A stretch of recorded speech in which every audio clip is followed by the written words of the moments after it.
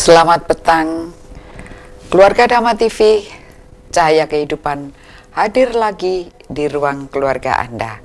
Dan kemarin adalah 1 Oktober 2019, bulan Oktober adalah Kesaktian Pancasila. Dan pada kali ini tema kita adalah Bhinneka Mempersatukan Perbedaan. Tema ini saya angkat oleh karena di dalam perbedaan ini, di kala hari-hari ini, dewasa ini, kita banyak sekali berbenturan justru karena adanya banyak perbedaan. Running text kita berkata bahwa Bhinneka Tunggal Ika Tan Hana Dharma Mangroa. Berbeda-beda tetapi tetap satu jua. Tiada dharma yang mendua. Dharma. Nah, ini sudah kita kenal. Waktu itu Bhinneka Tunggal Ika Tan Hana Dharma Mangroa itu keluar dari sang penciptanya, yaitu seorang empu di zaman dahulu. Empu siapa Pak? Empu Tantular. Ya, Empu Tantular. Nah, di sanalah terpetik berita tentang Tan Hana Dharma Mangroa, tiada dharma yang mendua. Baik keluarga Dhamma TV, kita sapa dahulu para narasumber yang sudah hadir, yang bersama beliau berdua nanti kita akan mengupas tentang sebenarnya kebinekaan itu apa, Tan Hana Dharma Mangroa itu apa sebenarnya. Kita sapa dahulu beliau yang mulia Bante Dhammawijayo Mahatera. Bante, Namo Buddhaya. Suki Hontul, Namo Buddhaya. Semoga semua makhluk hidup berbahagia untuk mendapatkan sinar kebijaksanaan dan batin dan pikiran kita bersama. Terima kasih Bante, sinar kebijaksanaan supaya masuk ke dalam diri kita semuanya. Yang kedua yaitu Bopo Antoni Wibowo. Bopo Rahayu. Rahayu, semoga semua makhluk hidup damai dan sejahtera. Rahayu. Rahayu, terima kasih sudah hadir di studio. Kata-kata di dalam dari Empu Tantular tadi luar biasa sekali. Bhinneka Tunggal Ika, yang artinya berbeda-beda tetapi tetap satu jua. Tan Hana Dharma Mangroa. Di zaman dahulu kita sering sekali mendengar Dharma Bakti. Kemudian ada lagi Dharma Negara, Budi Dharma.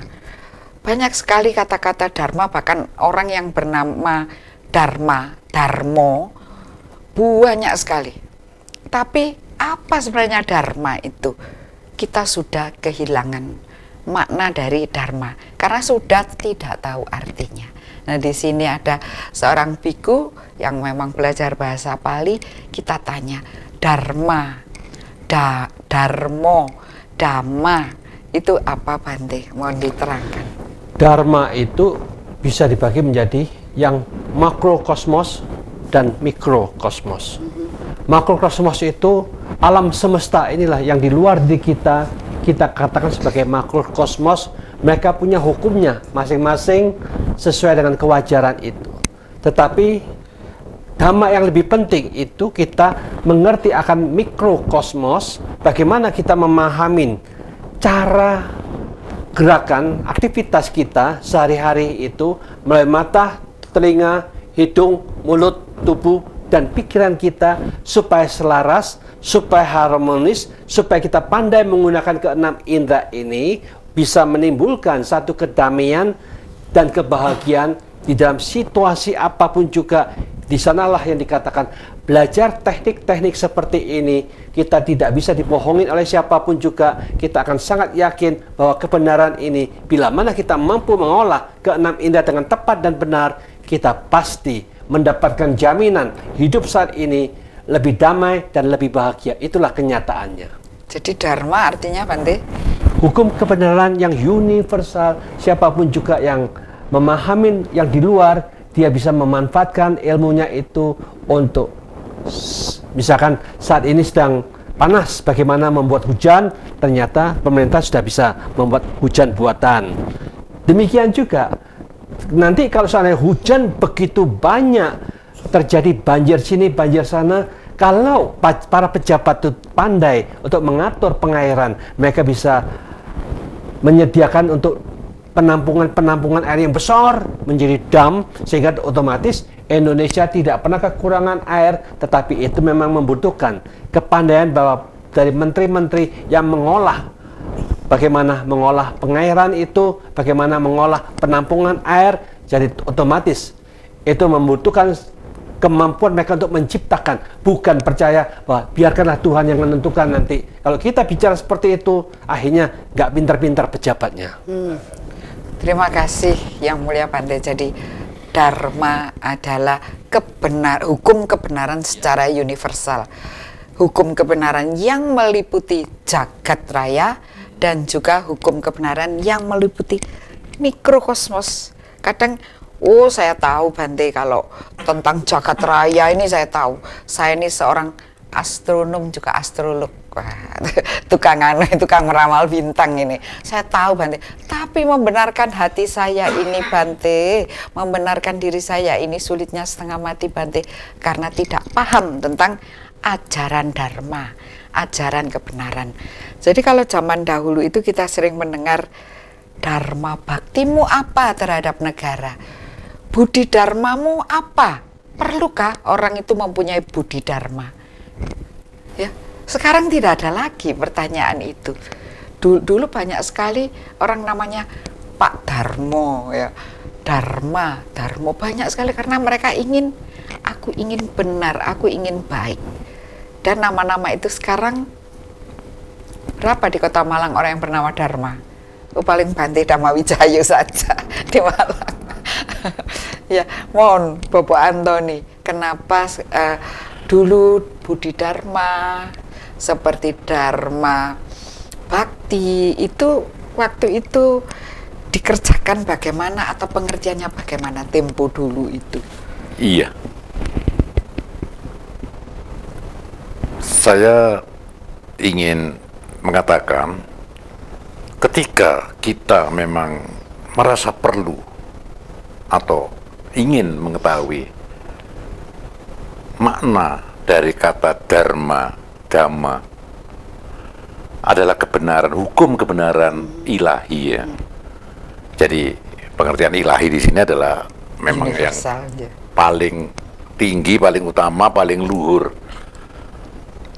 Maka kalau kita bicara tentang yang luhur, tentu kita bicara tentang hal-hal yang baik, yang tinggi. Manusia itu mempunyai kesadaran terhadap hukum langgeng ini, hukum kehidupan langgeng ini. Punya ya kesadaran itu? Iya, punya kesadaran itu. Ya. Buktinya takut surga neraka ya? Ada di dalam kesadaran dirinya. Memang harus dibangkitkan, diolah, diasah, dibikin peka dan sebagainya, dikembangkan dan sebagainya. Saya ingin mengatakan, ketika orang bertentangan dengan hukum ilahi tadi, dia adalah menjadi penentang hukum. Maka kalau orang melakukan hal-hal yang adharma dalam artian gak benar tadi, itu pasti manusia yang gak benar. Jadi dia pasti tidak sedang membicarakan yang luhur. Sebab yang baik, yang benar, meliputi, yang murakabi, itu ya, yang melimpah dan sebagainya, ini cuma ada dari sumber hukum yang pertama itu sendiri, yang kita sebut dengan istilah ono ilahi. Dan jadi saya senang sekali hari ini, jam ini kita bicara tentang yang luhur. Kita bisa menimba dari Bante pengertian-pengertian yang luhur, yang tinggi, yang benar. Nah, bangsa ini rupanya sudah mengabaikan hal-hal yang harusnya itu dipegang sebagai yang luhur, sebagai hukum kesadarannya, hukum dalam berpikir, hukum dalam berucap dan bertindak, mengambil keputusan. Itu ada kesadaran itu. Karena mengabaikan, maka jadilah kebinekaan kita itu bukan berkah, tapi rasanya kayak alasan untuk kita terpecah belah. Semakin terpecah belah. Dinding-dinding kebinekaan itu seharusnya kita buat pintu-pintu relasi. Sekarang malah kita pertebal dengan kecurigaan-kecurigaan, dakwaan-dakwaan dan sebagainya. Karena kita sedang mengingkari yang namanya kebenaran ilahi itu sendiri. Kita lebih menyembah kepada kebenaran ego, kelompok dan golongan. Lupa pada makna, seperti Bante sebutkan tadi, kata dharma tadi itu adalah hukum kebenaran, semacam itu. Jadi kita sudah melanggar hukum kebenaran itu pula kalau menurut saya. Lah padahal zaman dahulu itu kan ada kata dharma bakti. Ya. Artinya itu seseorang waktu itu ya pengertian saya, seseorang yang mendharma baktikan dirinya untuk kebenaran. Di situ dimaknai sebagai seorang anak yang mengabdi pada negara, seorang anak yang melakukan dharma bakti kepada orang tua. Dulu kan sering orang tua, apa dharma baktimu kepada orang tuamu? Nah, dharma bakti di sini seorang putra negara kepada negaranya, seorang putra kepada orang tuanya. Monggo di. Iya, saya pikir di situlah kita harus mengembalikan makna ya. Kita tahan dahulu sejenak karena kita harus mempersilakan yang satu ini lewat lebih dahulu. Tetap di Dhamma TV, kita lanjutkan setelah yang satu ini. Menarik sekali ya. Jadi makna dharma di dewasa ini tadi kita tidak tahu bahwa dharma itu adalah hukum kebenaran universal menurut Yang Mulia Bante Dhamma Wijayo. Dan tadi saya sedang bertanya kepada Bapak Antoni bahwa kita sering dulu mendengar kata dharma bakti, budi dharma, dharma pertiwi, masih ada ya itu. Nah itu bagaimana implementasi dalam kehidupan masyarakat waktu itu? Karena kalau sekarang tadi Bapak sudah mengatakan sudah hampir menipis. Iya. Jadi saya ingin mengingatkan kita semua bahwa kata dharma itu selalu mempunyai makna kebenaran atau hukum kebenaran ilahi itu. Dharma itu selalu tidak kekurangan dalam dirinya sendiri. Maka manusia yang menjalankan perbuatannya dan menyebutnya dharma seharusnya tanpa keberatan dengan segala kekurangan. Namanya adalah tulus, namanya adalah ikhlas, namanya adalah tanpa beban, ikatan, pamrih dan sebagainya.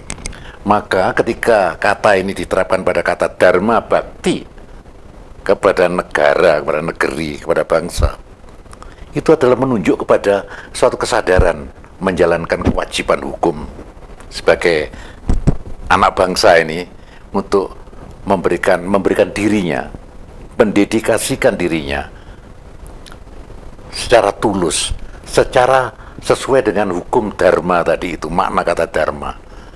Dharma bakti, pokoknya setiap kata dharma itu selalu harus mensyaratkan suatu karakter yang cukup dengan dirinya sendiri, tidak butuh dipuji, tidak butuh pamrih, tidak butuh konsep jual beli ya. Kalau saya melakukan ini saya nanti dapat ini dan sebagainya. Dapat surga itu enggak usah. Iya, karena sudah cukup dengan dirinya sendiri. Begitu. Ya ini kalau menurut saya begitu. Makanya dari sini banyak kata-kata kita yang kita sudah lupa pada makna kata itu sendiri. Tapi asik dengan bunyi dan sebagainya ya. Lupa pada makna kata itu. Padahal kalau sesuatu itu kehilangan makna, dia hampa dalam artian tawar ya, dalam artian kan apa-apa nih jadinya. Saya pikir itu pendapat saya tentang kata dharma tadi yang dikaitkan dengan dharma bakti, dharma yuddha, dharma sabta dharma, aliran ya dan sebagainya. Menuntut karakter cukup dalam dirinya sendiri.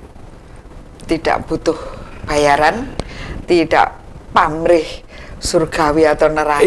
Iya. tidak butuh dipuji. Iya, karena dia melaksanakan karena kesadaran hukum.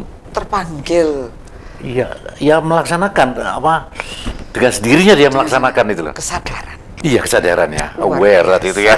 Iya, Bante. Bagaimana Bante? Dharma apa butuh kesadaran, Bante? Sesungguhnya kesadaran pamrih maksud saya. Kesadaran itu sangat dibutuhkan oleh semua pihak. Harus.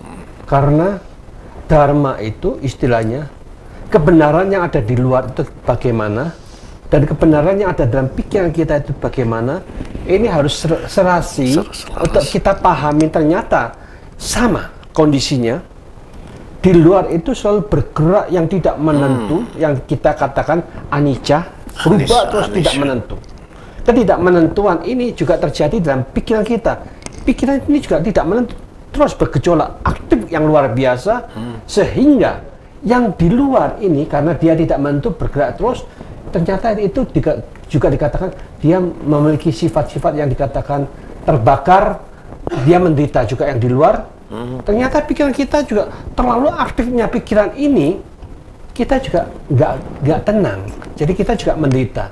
Maka dari itulah yang dikatakan belajar memahami ini dan itu, bagaimana menerima perubahan, bagaimana bisa menerima penderitaan itu apa adanya, dan mengangkat batin dan pikiran kita untuk mencapai yang tertinggi, selalu di atas dari fenomena apapun juga, sehingga kita tidak terpengaruh lagi. Disitulah yang letaknya meningkatkan keluhuran batin dan pikiran kita untuk membebaskan secara terus menerus, membiasakan membebaskan terus menerus dari semua permasalahan, semua penderitaan, supaya kita tidak kecemplung dalam problema, karena kita sendirilah yang sesungguhnya kita menderita, kita jengkel, kita marah karena kita menyetujui, mengikuti kejengkelan dan kemarahan itu, sehingga kita sendiri menciptakannya. Maka itu, tetapi kalau kita bisa selalu di atas, kita tidak mau diperbudak lagi oleh kejengkelan, kemarahan, maupun kebingungan, kita mampu menciptakan selalu hening dan jernih. Disitulah yang dikatakan kemuliaan, keagungan, batin yang tinggi terciptakan di dalam diri kita masing-masing.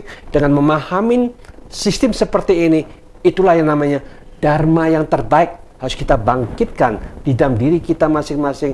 Mindset, tata kelola pikiran, itulah yang sangat penting. Jadi memang dharma itu anunya, basisnya adalah kesadaran, Bante ya?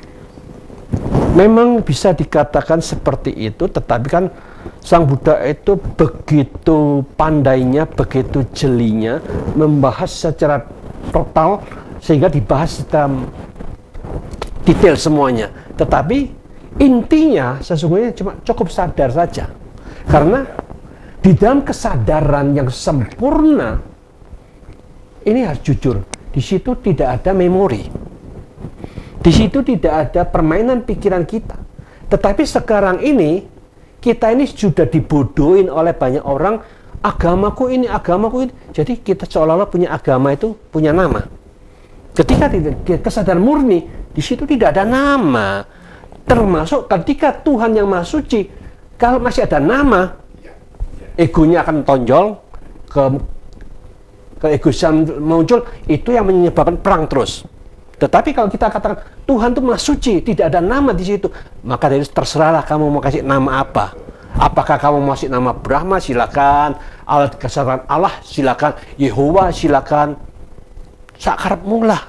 Ya, itu namanya kita memberikan kebebasan untuk mereka mau beri nama apa saja. Luar biasa. Tapi sesungguhnya tidak ada nama. Ya, sesungguhnya itu nama itu hanya diberikan oleh manusia yang ciptakan sendirilah. Manusia yang butuh sebutan. Ya. Nyebut apa? Lord, Gusti. Nah, semacam itu. Jadi ada sebutan ya dari, karena manusia ini kan rendah, kita ini masih terbungkus dan masih segini aja pikirannya. Bante nanti bisa menjelaskan pikiran ini berapa, pangkat berapa gitu, kesadaran itu luar biasa dan harus tetap dijaga. Tadi Bante mengatakan bahwa semua ini about all of me, about saya, bahwa di sini ada aku, ada milikku. Dahulu manusia itu mengatakan saya itu dari kata sahaya, artinya abdi. Jadi dia merendahkan dirinya. Ya. Sahaya abdi. Zaman sekarang aku. Jarang sekali orang mengatakan saya. Bahasa Sunda masih abdi. Dulu? Bahasa Sunda abdi. Oh iya. Ya, saya artinya. Abdi itu Ya, dan di situ adalah sama dengan sahaya atau hamba. Betul. Atau orang yang merendahkan diri. Merendahkan diri kepada siapa? Yang diajak bicara. Dengan Anda merendahkan diri kepada yang diajak bicara itu, sebenarnya Anda mengangkat diri Anda sendiri. Karena ada ego manusia ini, kalau semakin direndahin, dia juga akan merendah. Kalau semakin ditinggihin, dia juga akan lebih tinggi lagi. Karena diri ini sulit sekali untuk ditaklukkan. Yang ditaklukkan itu, wah itu yang jauh-jauh ditaklukkan.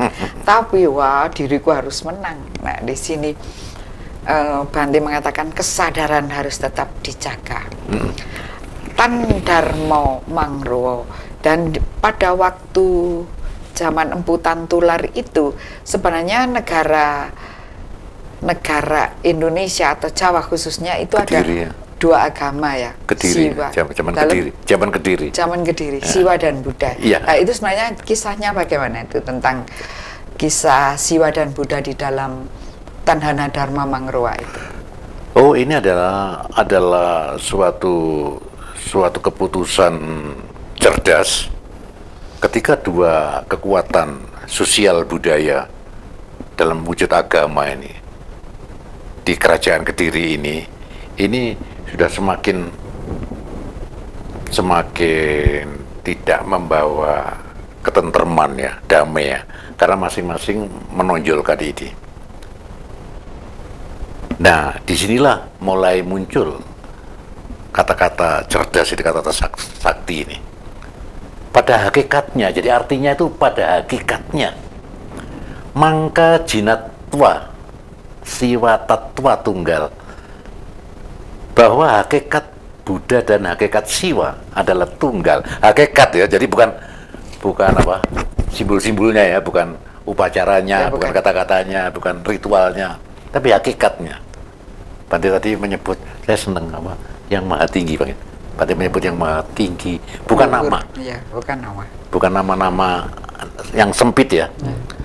Wong yang maha tidak terbatas kok ndak Anda batasi. Itu kebodohan ya.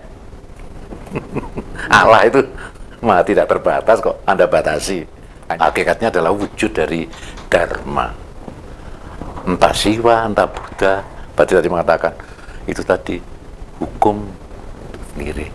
Persoalannya adalah kita taat pada makna hukum itu sendiri atau enggak. Jangan-jangan kita cuma taat pada makna agama bikinan manusia, bukan hakikatnya. Tapi waktu itu memang yang sedang bersemi Hindu dan Buddha ya? Oh iya, memang Bu. Memang. Ya, secara sejarah begitu. Tidak hanya bersemi yang mewarnai.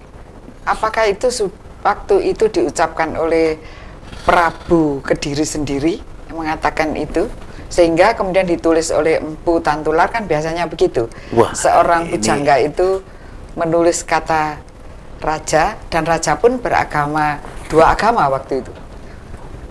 Singasari pada waktu itu akhirnya bisa menyatukan kehadiran dua agama ini menjadi suatu sokok guru kekuatan sosial budaya ini. Dan itu luar biasa ya, luar biasa. Luar biasa. Sampai berabad-abad kita sangat kokoh dengan Siwa Buddha. Iya. Baik, kita tahan dahulu bagaimana kisahnya Tanhono Dharma Mangruo ini di dalam Bhinneka Tunggal Ika. Tetap di Dhamma TV. Keluarga Dhamma TV, kami persilahkan untuk Anda ber-WA dan SMS di 087759907102 dan SMS-nya di 0851070180802. Dan juga bagi Ibu Nini di Jalan Duku, terima kasih sudah saya sampaikan dana Anda kepada Yang Mulia Bhante, dan juga kepada Ibu Lis di Jalan Menari. Semoga tetap sehat dan bahagia bersama putra-putrinya, dan selamat menonton Dhamma TV. Juga kepada Ibu Ayu dan Ibu Dorje di Jalan Barengtenes Gang 4 dekat kelurahan. Terima kasih sekali, biasanya difoto live kita ini. Juga kepada Ibu Antoni Wibowo yang di rumah, terima kasih, kami tahan Bapak Antoni Wibowo untuk sampai nanti selesai acara ini. Kepada juga Romo Ustadz Indarwanto, semoga cepat sembuh dan menjadi baik kembali. Kepada Bapak Atok dan Keuskupan, terima kasih sudah memberi atensi dan semoga nanti bisa kita undang kembali untuk bisa mengisi di Dhamma TV. Juga kepada Bunsu Anton di Kelenteng, nanti akan kita undang untuk bisa mengisi Dhamma TV. Juga kepada Bapak Winaryo, Bapak Dr. Winaryo, kami ucapkan terima kasih atas partisipasinya dan semangat untuk para kru dan karyawan Dhamma TV. Demikian kita lanjutkan tentang tema kita, yaitu Bhinneka mempersatukan perbedaan. Beda itu jelas, berbeda itu pasti, di mana-mana selalu ada perbedaan. Bila tidak berbeda malah tidak jalan, ya. Tidak ada min plus, tidak ada cokro manggilingan, tidak jangkep. Itu kalimatnya begitu. Dan di dalam perbedaan, Bhante selalu mengatakan ajaran kebenaran dharma yang utama itu adalah pikiran mikrokosmos ini harus dibenarkan. Nah, cara membenarkan dharma yang ada di dalam pikiran bagaimana, Bhante? Otomatis kita sangat-sangat simpel. Sang Buddha yang mengajak kita, marilah kita bersama-sama hanya mengendalikan pikiran aja dengan bagaimana kita menggunakan mata. Apapun yang kita lihat, lihatlah dengan penuh kesadaran. Jangan sampai pikiran kita dipengaruhi dengan penglihatan-penglihatan itu. Tetapi kita menjaga tetap tenang, tetap damai, tidak terpengaruh oleh penglihatan apapun juga. Dengan cara inilah yang dikatakan kita tidak dikotorin oleh apapun aktivitas penglihatan kita. Demikian juga kita menggunakan telinga. Marilah kita gunakan dengan sebaik-baiknya dalam kenyataan hidup ini. Banyak orang yang bicara apapun juga, positif atau negatif, tetapi kita hanya punya kewajiban menjaga dan merawat pikiran kita, bukan kita untuk menolak yang negatif, tetapi maunya yang positif. Akhirnya kita tidak senang dengan yang negatif. Itulah yang membuat kita jengkel, mangkel, marah. Ini juga tidak tepat. Mereka boleh bicara sesuka-suka mereka negatif, tetapi kita punya hak dengan penuh kepandaian. Apakah kita menutup telinga kita? Apakah kita menghentikan di dalam pikiran kita, jangan sampai masuk ke dalam memori kita? Kalau sudah masuk ke dalam memori kita, bagaimana kita memberikan respon di dalam pola-pola pikir kita, sehingga kita tetap dengan penuh kebijaksanaan, memantau dengan tepat, kejernihan dan kedamaian kita utamakan. Jadi kebijaksanaan inilah yang menentukan apakah perlu kita tanggapin dalam pikiran kita, atau langsung kita delete dan dibuang semuanya, karena itu tidak ada gunanya.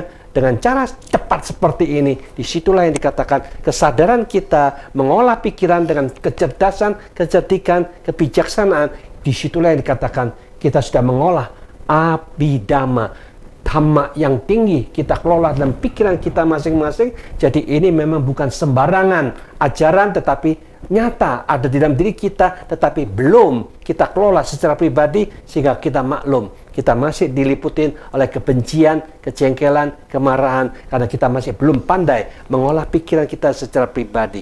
Itulah sesungguhnya diterapkan seperti ini, otomatis dharma itu akan menjadi kenyataan, tidak bisa dimonopoli oleh siapapun juga. Ciptakan selalu tenang, damai dan bahagia dalam hidup ini. Anda sudah bahagia saat ini, otomatis kontinuitas besok, seminggu lagi Anda pun akan tetap damai dan tetap bahagia. Disitulah yang katakan belajar agama adalah belajar teknik untuk menciptakan damai dan bahagia secara pribadi. Ini pun akan menular kepada orang yang ada di sekitar kita. Mereka pun akan damai dan bahagia ketika bertemu dengan kita. Itulah manfaat indahnya Dhamma yang memberikan kedamaian dan kebahagiaan pada semua pihak.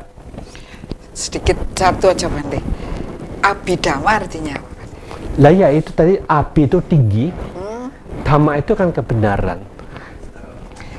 Jadi ajaran. Kebenaran yang tertinggi itu adalah mengolah pikiran kita itu yang tertinggi. Kalau kita sudah mengolah dengan tepat dan benar terus-menerus, akhirnya kita akan menjadi ahli teknologi cara berpikir kita tidak pernah dibohong, kita tidak akan pernah membohongi diri sendiri dan tidak pernah akan membohongi orang lain. Dan tidak bisa dibohongi Bante. Ya, otomatis. Iya. Itulah kita akan menjadi revolusi mental yang terbaik. Ini rahasia yang tak terpecahkan baru hari ini loh. Ya kita ngerti. Kita jadi Abhidhamma artinya ajaran luhur. Ya. Iya. Ajaran kebenaran yang luhur. Dahulu ada sering mengatakan dadiyo menungso sing luhur. Ya. Jadilah manusia luhur. Ya. Jadiyo satrio utomo. Jadi Abhi juga artinya tertinggi, artinya utama ya Bante. Iya. Iya, iya. Jadi Betul. ini kita ketemu. Ini hari ini ketemu wong Jawa ini ketemu. Apa sering ajaran utama menjadi manusia, jadilah manusia yang utama. Ajaran luhur, ajaran kebenaran. Ternyata bahasanya Abhidhamma. Nah, tentang yang kita bicarakan Bante sudah mengatakan pikiran harus apa ini tadi dibetulkan, diberi teknik yang betul. Tetapi orang Jawa suka sekali mengatakan ngadi sariro, ngadi busono. Nah, menurut panjenengan bagaimana dengan ngadi-ngadi yang lain, monggo Katuras? Oh iya. Jadi ujar-ujar nasihat leluhur itu memang Ngadi busono dan ngadi sariro ya, artinya apa? ya jadi kita memang supaya pantas di seserawungan ini, ya kita itu harus sadar untuk berpakaian yang pantas lah. Yang ngadi busono. ngadi, jadi itu kata kerja ya, ngadi itu dari kata dasarnya adi. Adi itu baik atau Luhur juga? ya, ya tinggi, benar kan gitu ya. Ngadi berarti ditambahi nga itu ngo Kata itu kerja. itu menjadi kata kerja kan itu ya. Oke. Ngadi, bagaimana kita berpantas layak lah. Sariro itu apa? Lah saliro diri ya, jadi kesadaran membawakan diri kita. Yo tindakan-tindakan kita sebagai manusia.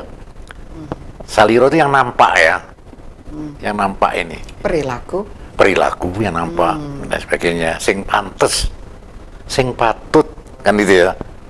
Sing Layak. patut dan pantes itu pasti tidak bertentangan dengan yang luhur.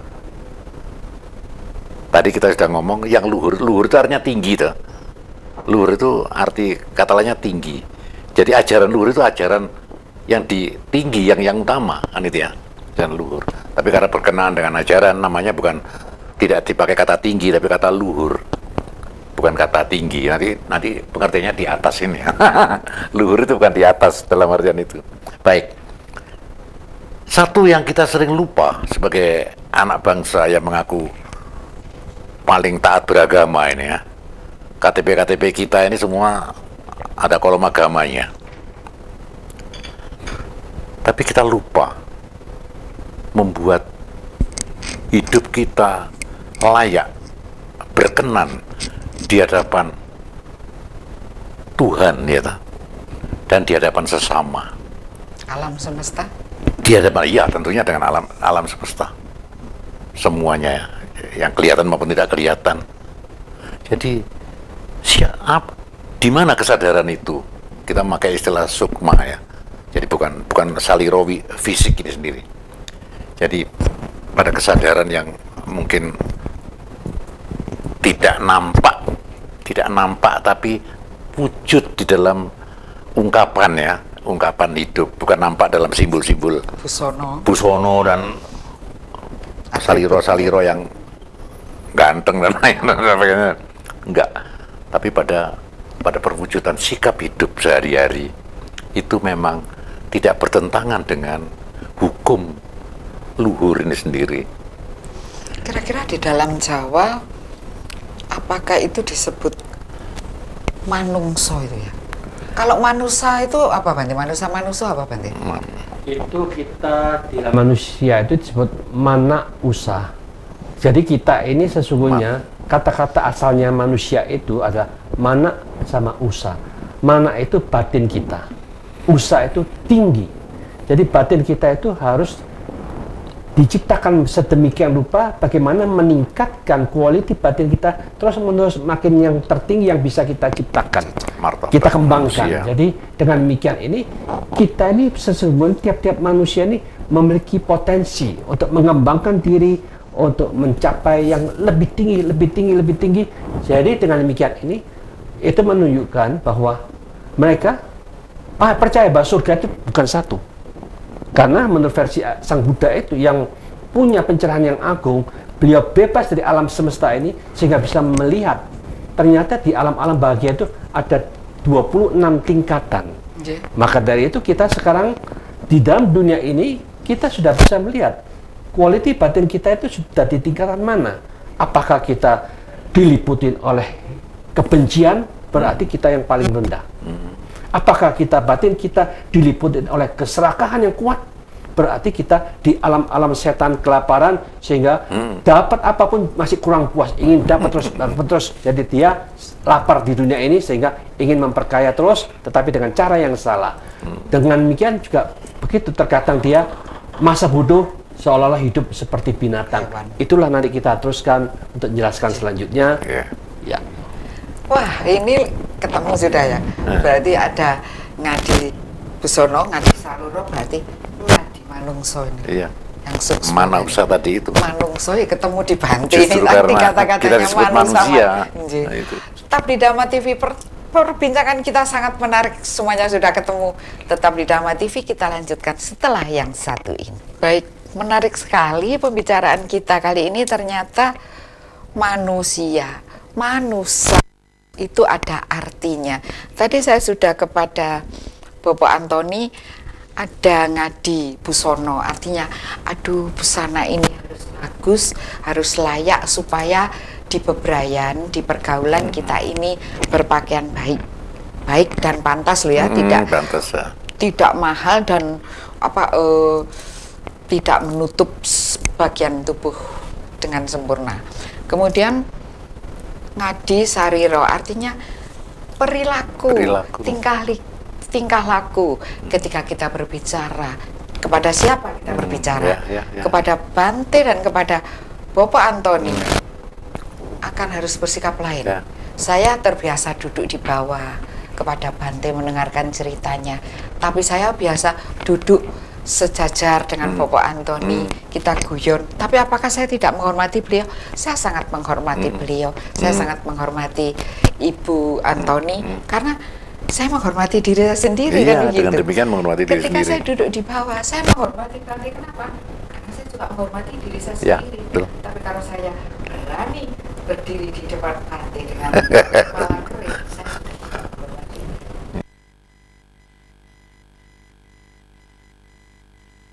Tentang ngadi manusia itu apa, tetapi sedikit Bante terangkan tentang manusia sedikit, Bante, monggo. Ya, kita akan membahas yang dikatakan manusia itu dinilai dari kualitas batin dan pikiran kita. Maka dari itu yang dikatakan siapapun juga yang diliputi oleh kebencian, Sang Buddha memberikan nama itulah manusa narako. Badannya manusia tapi gelombang pikirannya itu terbakar terus-menerus, cocok. Nanti kalau akhir di kehidupan dia masuk di alam neraka yang sedang terbakar.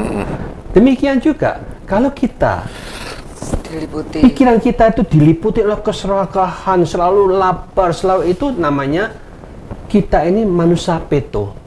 Adalah badan manusia tapi pikirannya seperti setan-setan kelaparan yang selalu nyikatin semuanya, dot semuanya. Jadi dengan demikian itu wajar terjadi seperti itu. Demikian juga lihatlah ke dalam diri kita. Kita termasuk yang mana? Apakah kita juga termasuk orang-orang yang masa bodoh, nggak mau agama apapun, nggak mau pusing, doa juga tidak mau, sembahyang juga tidak mau, masa bodoh? Aku mau suka kita menjadi manusia saterajano. Padahal manusia tapi cara berpikir kita seperti alam-alam binatang sakarpe dewe. Lari sini, lari sana sesuka-sukanya. Tetapi kalau kita bisa menjadi manusia, jadi mana usaha itu dikembangkan, kita sadar kita ini sebagai manusia harus bertindak sebagai manusia. Latihlah dengan menjadi yang tertinggi. Apa yang bisa kita lakukan, abdikan untuk semua masyarakat yang di sekitar kita, kita jalankan bersama sehingga kita lain dari yang lain. Karena memang sesuatu manusia yang tinggi batinnya, dia menciptakan satu ciptaan-ciptaan terus-menerus yang selalu diperbarui sehingga orang lain, wah kok aneh ya, sebentar dia berbuat ini, sebentar berbuat baik itu, dia menjalankan terus. Demikian juga kalau kita mau meningkatkan batin dan pikiran kita, kita bisa menciptakan rasa malu, takut terhadap akibat dari semua kejahatan kita. Siapapun yang mau berbuat jahat, dia malu. Dan karena takutnya itu nanti akan berakibat membuat kita susah di alam sengsara. Itu namanya manusia dewa. Jadi pikiran hanya memikirkan yang positif, yang untuk berbuat baik kemanapun juga.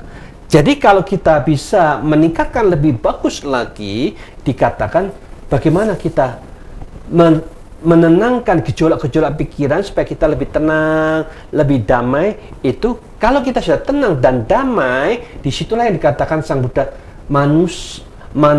manusia Brahmano. Jadi kita sebagai tubuh manusia, tapi batin dan gelombang pikiran itu seperti di alam Brahma. Tetapi kalau kita mau lebih tinggi lagi, Sang Buddha katakan manusia puriso. Badannya manusia, tapi batinnya bersih, suci, murni. Disitulah yang dikatakan siapapun juga yang mendapatkan gelombang pikiran yang murninya, disitulah hakikat Tuhan yang Maha Suci mereka paham. Mereka tahu dia itu sesungguhnya yang pantas mengatakan dia melihat, dia mengetahui Tuhan itu seperti ini. Tapi sekarang kenyataannya di dunia ini yang menyebutkan Tuhan, tapi kenyataan jadi hantu. Senang perang, senang ngebom, senang mukul, senang merampok. Aduh, ini namanya manusia hantu, gitu. Jadi tidak cocok mereka di mana-mana kok pakai topeng Tuhan. Gitu. Mau ngebom nyebut Tuhan, mau nunjuk nyebut Tuhan. Aduh, kasihan sekali. Jadi jangan merendahkan Tuhan lah. Kalau kamu memang menjahat, tidak usah pakai nama Tuhan, nama agama.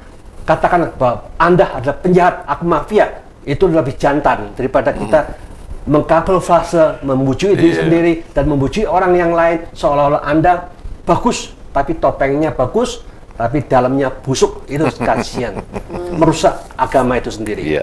Nah, jadi kalau kita melakukan hal buruk, merusak agama kita sendiri. Iyalah, otomatis siapa sih berbuat jahat? Oh, ikut tau bang Lego. Bukan manusia lagi. Dia manusia peto dari alam-alam setan, gedayang berbudang dunia. Ya, betul. Ya, bisa masuk akal ya. Iya. Penjelasan Bante ini sangat masuk akal dan kita lihat sehari-hari di kehidupan kita bahwa banyak sekali manusia yang artinya berangasan, hatinya panas terus, dia marah-marah terus. Ternyata kalau dari leluhur namanya itu, iku ahli neraka. Karena ahli warisnya itu besok jatuhnya ke neraka karena tiap hari hatinya berangasan, panas, keliwat-liwat. Itu kalau tadi manusia setan kelaparan, korupsi banyak, nanti lahirnya di setan kelaparan. Bante lah kalau hantu yang sedih terus itu gimana ini Bante? Ya karena dia itu kan dia ikut karena sering kecewa, sering jengkel, sering mangkel, tetapi nggak melakukan apa-apa. Hanya itulah ketidakmampuan mereka untuk mengolah batinnya itu, banyak menyimpan hal-hal negatif itu, sehingga kejengkelan, kemangkelan, kekecewaan itu menyebabkan mereka masuk di alam-alam setan yang sedih, susah terus-menerus. Karena dia membiasakan susah di sini, nanti selanjutnya dia akan susah. Maka itu, siapapun juga yang menyusahkan kita cepat-cepat juga harus pandai-pandai, jangan mau ketularan. Jangan mau sampai memasukkan yang susah itu dalam memori kita. Kita cepat-cepat. Aku tidak mau pikiran yang sampah ini tetap bersisa dalam batin kita. Kita cepat buang. Bolehlah dia mau menyusahkan, tetapi aku harus membuang semua kesusahan itu. Sehingga dengan demikian manajemen yang baik, apapun sampah-sampah dalam pikiran kita cepat kita buang semuanya, supaya kita menghadapi apapun juga tetap teguh, mantap, kokoh, jangan disimpan yang tidak bermanfaat itu. Luar biasa ya. Jadi masuk akal, jadi seperti di tingkat mahasiswa, kamu yang belum hidup ini, ya, kamu yang belum ahli di bidang apa, ya saya kalau ini masalah menghafal ini tentang peta Buddha misalnya belum hafal, ya udah itu kamu kembali dulu, betulin dulu. Kan kita harus turun dulu untuk menyelesaikan tentang peta Buddha, kita tidak hafal-hafal. Di dunia agama Buddha ini juga gitu. Kalau kita masih suka sedih, kamu masuk alam-alam kesedihan tadi, selesaikan dulu, baru boleh naik lagi, baru boleh naik lagi. Nah sekarang kembali kepada tadi, sudah ngadi Busono, sudah ngadi Sariro, artinya perilaku yang baik, terlihat kata-katanya baik. Nah kemudian ngadi apa lagi, monggo katuran. Iya, tentunya yang terakhir, kalau kita itu kesadaran kita adalah kesadaran kepingin menapak lebih dalam, lebih tinggi, berjalan lebih jauh, kan itu ya, menembah lebih mantap, benar lagi, lebih ya, gitu ya. Sebetulnya memang semuanya harus kita lakukan lah. Tapi yang pertama-tama memang ini sudah lama sekali, dan saya bersyukur baru sore ini Bante membuka makna kata manusia tadi itu. Ya ini penting karena kita harus kembali disadarkan pada ingatan kita pada sopo sejati ini hakikatnya makhluk yang manusia disebut menungso itu, manusia itu atau manusia itu. Diri kita dengan maneges. Nah, maka keutamaan makhluk yang disebut manusia menjadi manusia utama adalah manusia yang bisa mengembalikan kemanusiaannya, yang berbudi luhur, kemudian yang dengan kesadaran selalu melatih diri, berusaha dengan rendah hati dan tulus untuk membuat indahnya sukmanya. Karena sukma itu sendiri adalah sumber energi yang menggerakkan keberadaannya dia di dunia ini. Ini cuma istilah ya, jadi saya istilah lebih teknis lagi, Bante tadi menyebut batin dan pikiran dan sebagainya. Maksud saya kira-kira sama itu.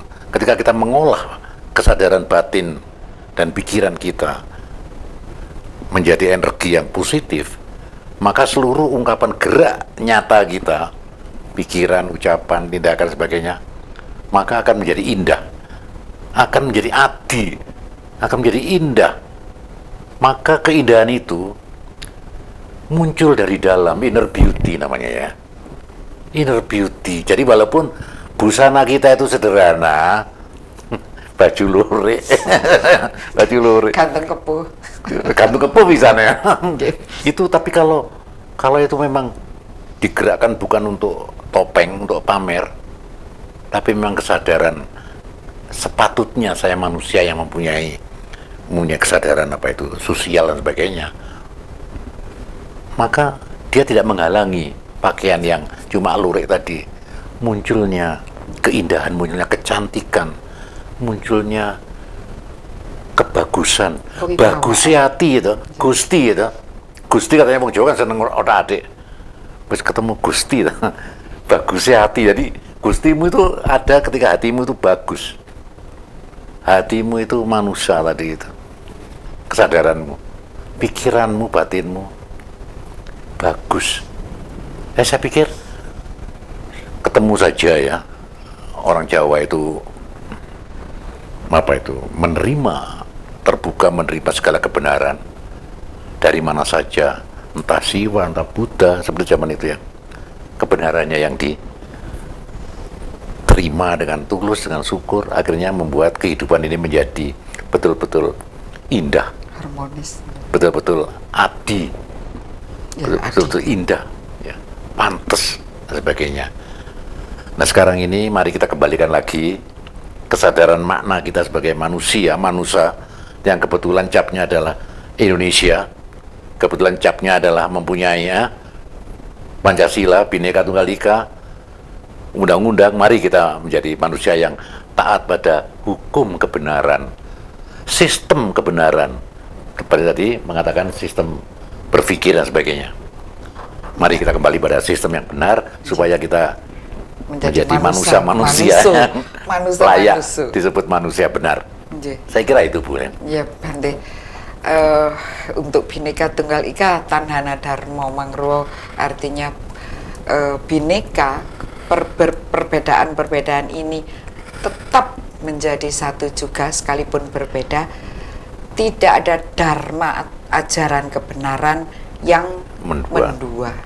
Nah, ini mau diterangkan tentang perlunya melakukan dharma terhadap negara. Sudah selesai, nanti dilanjutkan. Oh iya, baik, kita akan jeda sejenak, Bante. Kita jeda sejenak, kita akan lanjutkan pada segmen berikutnya, tetap di Dhamma TV.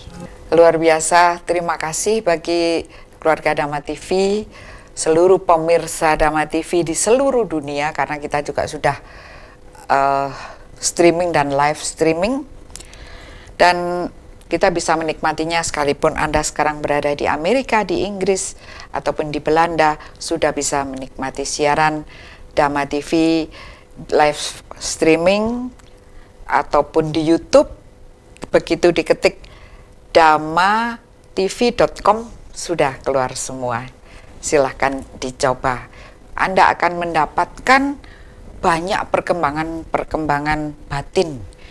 Bila batin Anda tidak berkembang, tentu Anda akan sulit sekali bisa dibilang menjadi manusia yang sukses. Betul loh ini betul loh ya.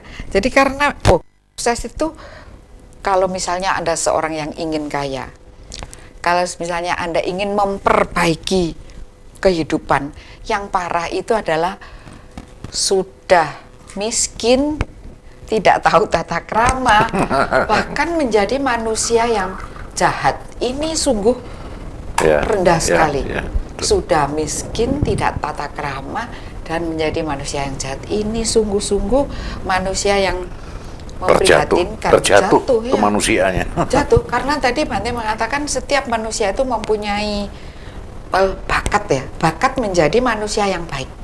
Jadi ketika misalnya, contohnya, ketika mau mencuri, hati ini sudah deredek, berarti kan ada, jangan mencuri, itu buruk. Mau goro, mau bohong, jangan, kamu sudah punya, karena kita sudah berada di tingkat 4.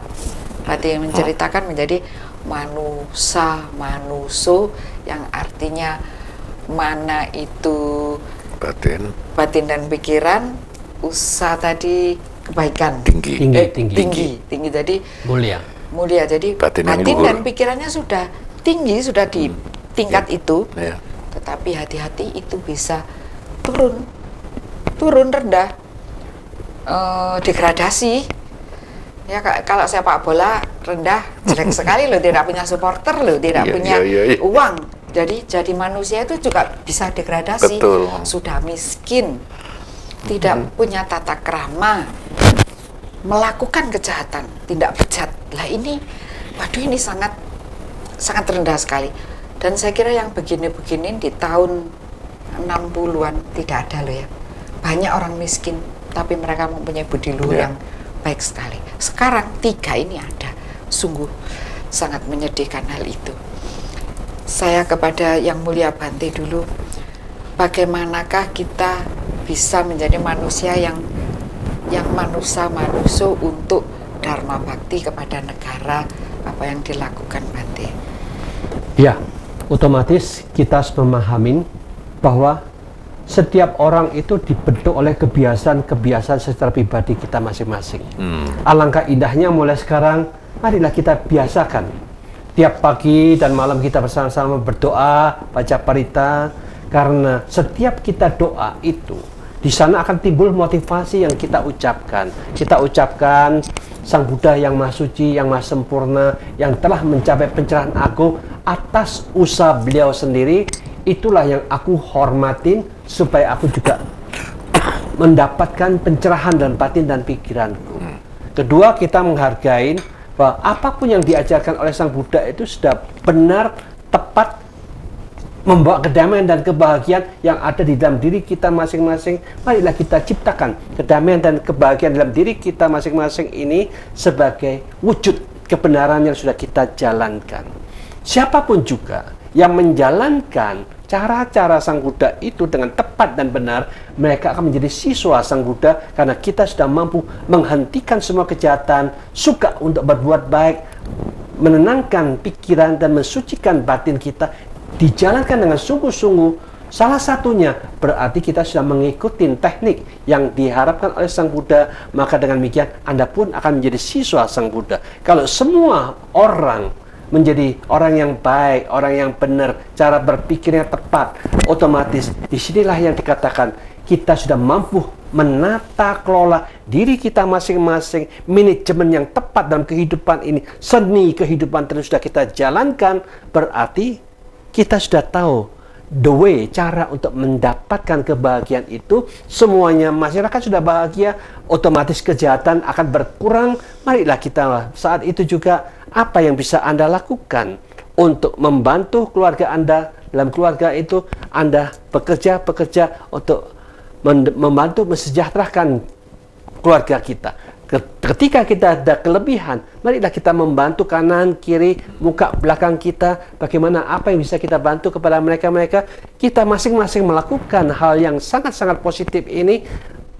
Masing-masing orang membantu 4 keluarga, otomatis alangkah indahnya ada ribuan orang saling bantu-membantu. Maka dari itulah yang teknik yang dikatakan saling tolong-menolong akan mensejahterakan, membantu mereka semua pihak, akan menciptakan kedamaian dan kesejahteraan itu terwujud dengan sebaik-baiknya. Demikian juga kita bisa membantu dengan apapun juga yang ada dalam diri kita.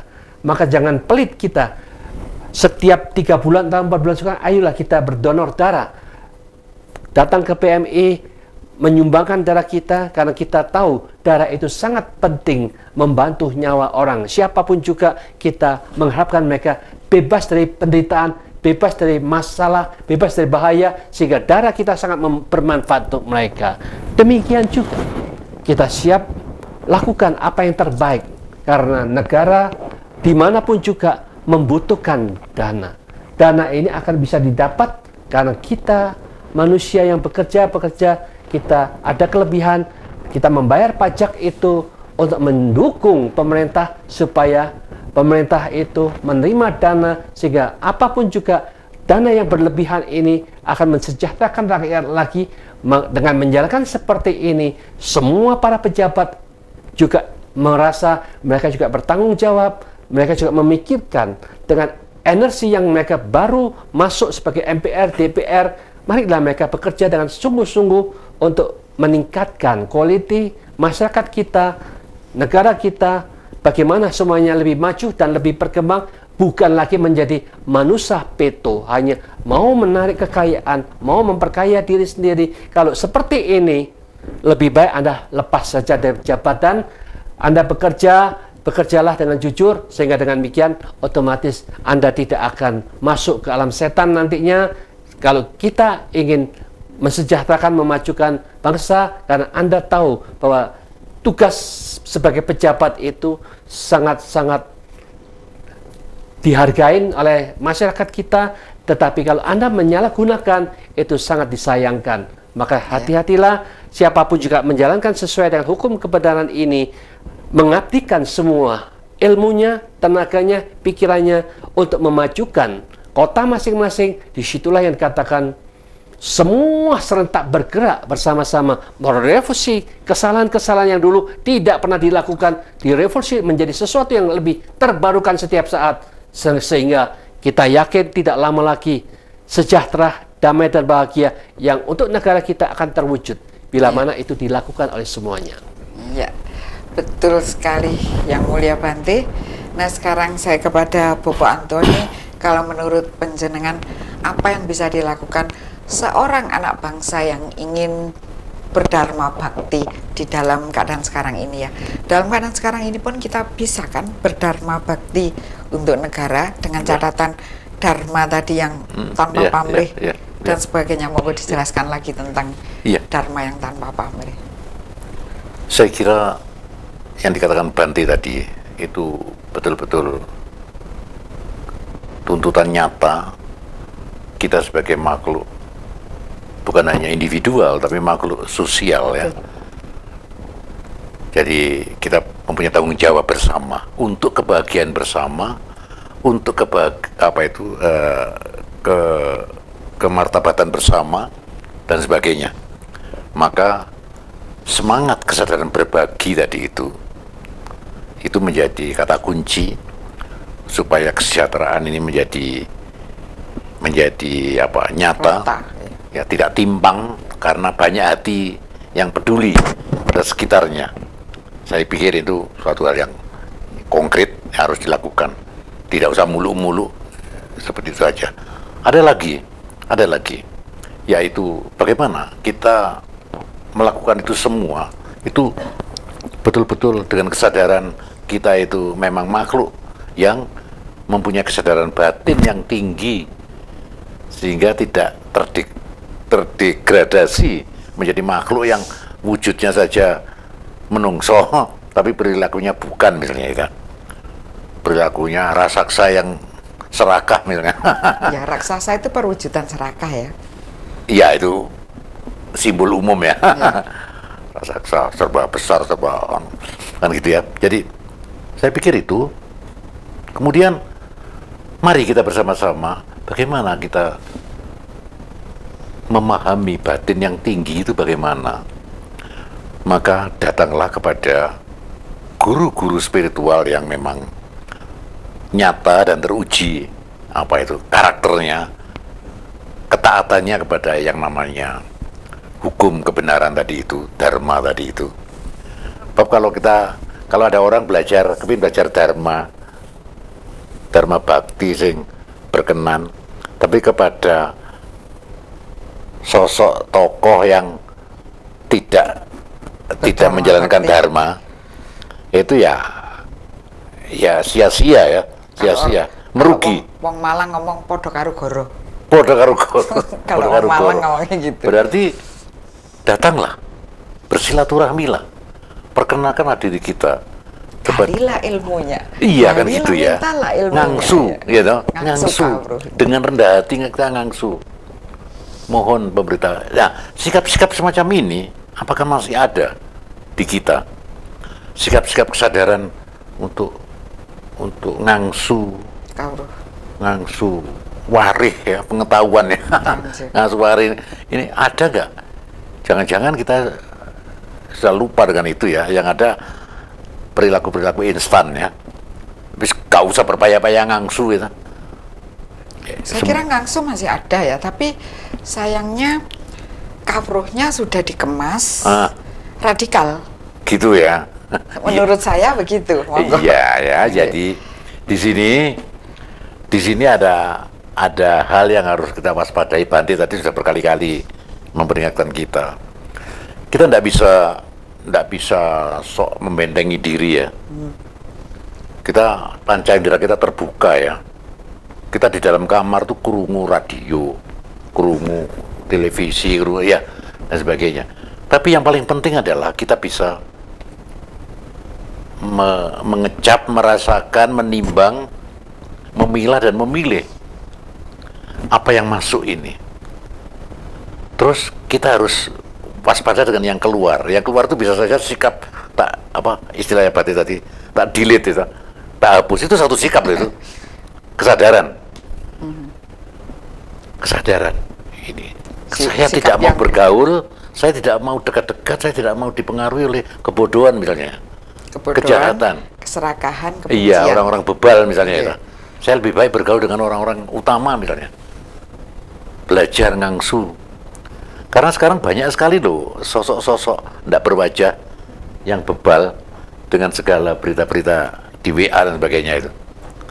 Nah, saya pikir kembali lagi, mari kita pergunakan pandum kita sebagai manusia. Kita diberi penglihatan yo lahir yo batin. Ya, saya pikir ini kita harus dari Bopo Antoni tadi, kita harus menggunakan pandum kita sebagai manusia, ya manusia yang berkesadaran tinggi. Baik, tetap di Dhamma TV, kita masih punya satu segmen, tetap jangan pergi dari stasiun kita, tetap stay tune Dhamma TV. Terima kasih masih bersama Dhamma TV, kita punya satu segmen lagi.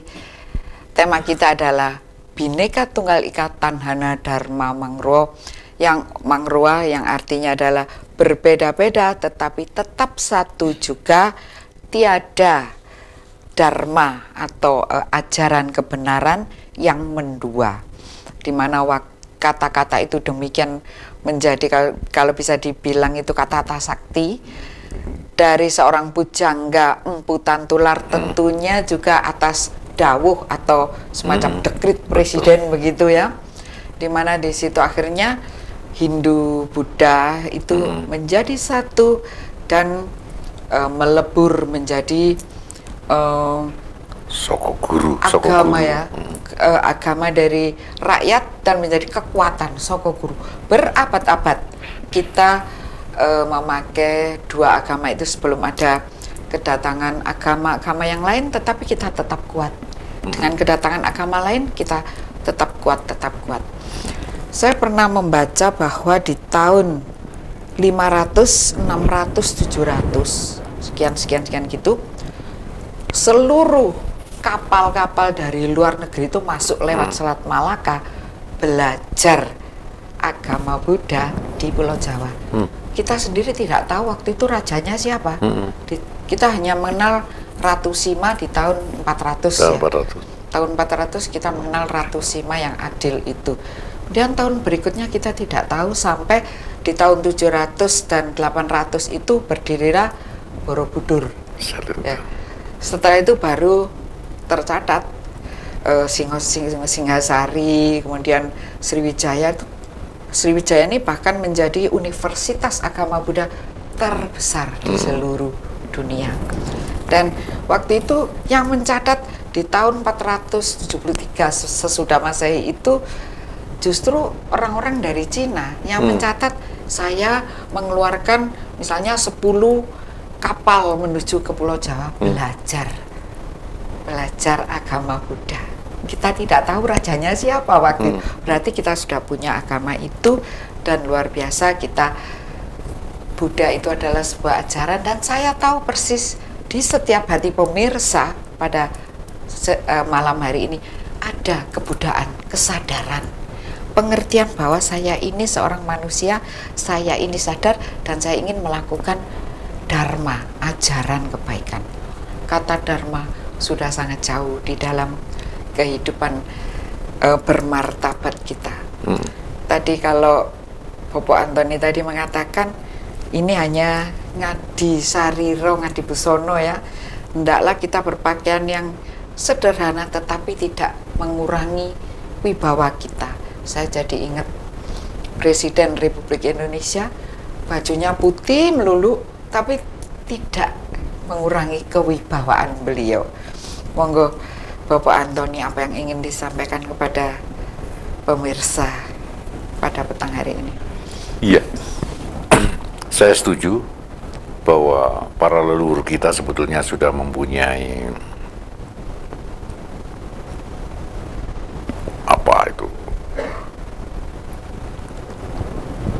hal-hal yang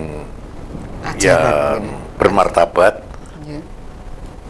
yang harusnya kita gali kembali, kita susun kembali, dan kita lakoni kembali, agar kita boleh kembali menjadi sejatinya manusia tadi itu, makhluk yang berbatin luhur. Itu harus kita kaji kembali. Silahkan dengan cara budaya masing-masing, kepercayaan masing-masing, tapi jadilah manusia yang berbatin luhur, berbatin tinggi. Silakan saja.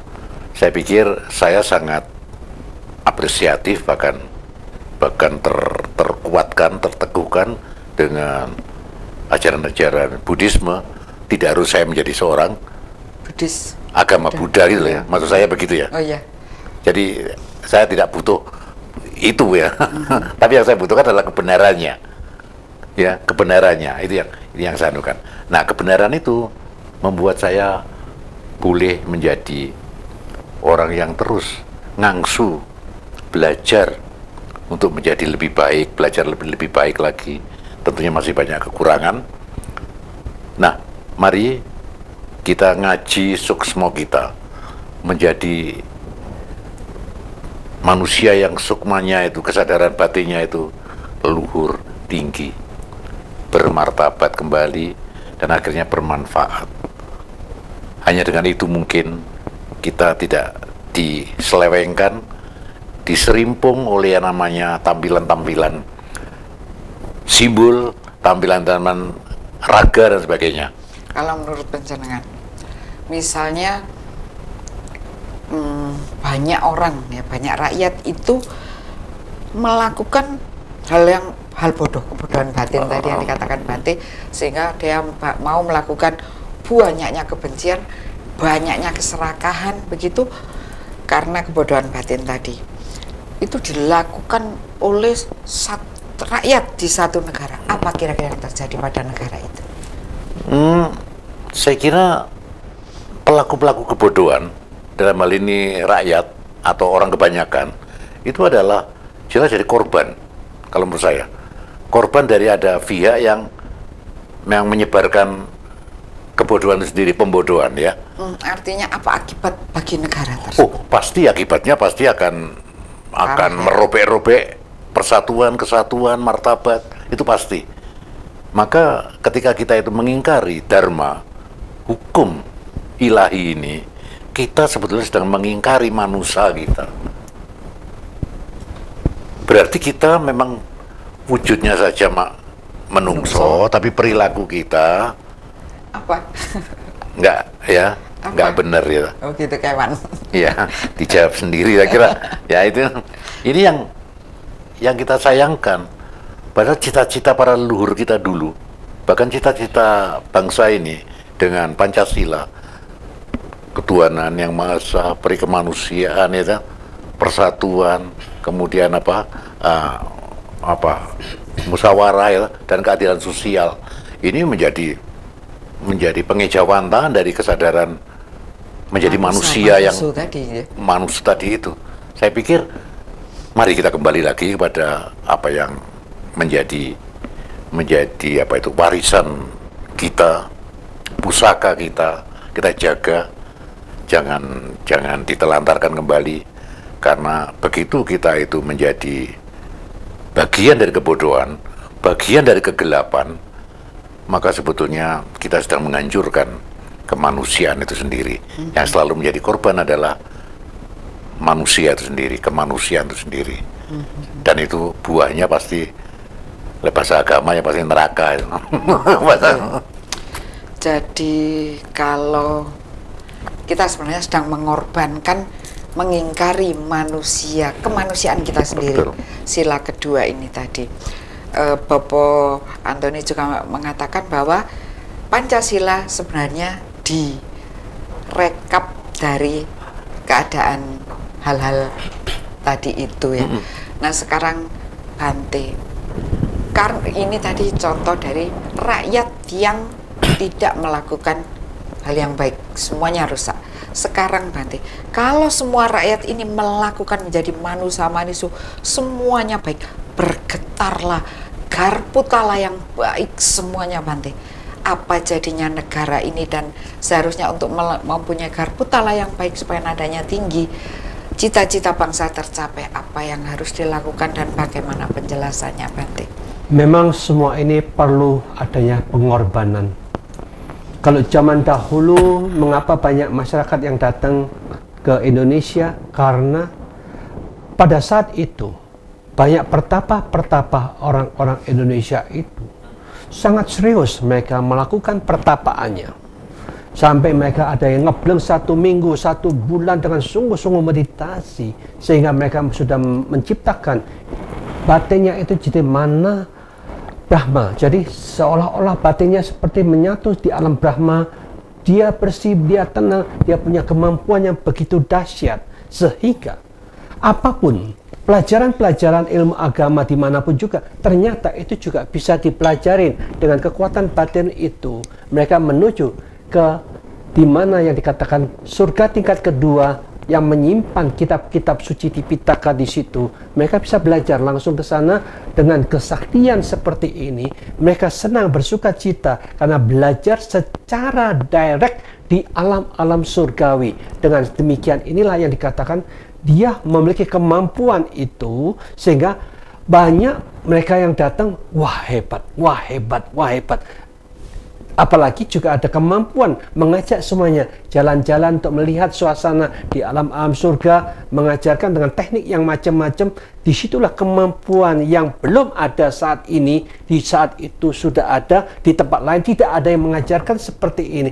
Maka dari itulah yang dikatakan ESP, the power of the mind, itu bisa dikembangkan, bisa dikelola. Kalau semua sekarang, kalau pemerintah ikut andil menciptakan satu kondisi, siapa saja yang suka meditasi, mereka kumpulkan dengan serius. Masalah makanan, masalah minuman, pemerintah yang menanggung semuanya, mereka mengembangkan dengan sungguh-sungguh, otomatis kembalilah manusia-manusia yang bijaksana itu akan berada di Indonesia, dan banyak masyarakat dari luar negeri akan datang belajar ilmu ini. Inilah yang diharapkan oleh kesejahteraan, kemakmuran, kebahagiaan, kehebatan zaman dulu akan muncul lagi karena didukung oleh semua pihak, sehingga dengan demikian kemampuan itu bisa dikembangkan. Semoga pelaksanaan ini bisa dijalankan dengan sungguh-sungguh, menciptakan kebahagiaan bagi semua pihak. Sekian, terima kasih. Ya. Terima kasih. Baik, keluarga Dhamma TV, terima kasih atas kebersamaan kita selama 1,5 jam. Dan jangan lupa tentang apa-apa yang Anda dapatkan tadi, bisa Anda WA-kan kepada saya atau WA-nya Bante atau telepon ke Dhamma TV. Kita akan lanjutkan pada minggu depan tentang tema kita ini juga. Dan salam Sapi Sata Bawantu Sukitata. Semoga semua rakyat Indonesia berbahagia. Semoga semua makhluk berbahagia. Rahayu.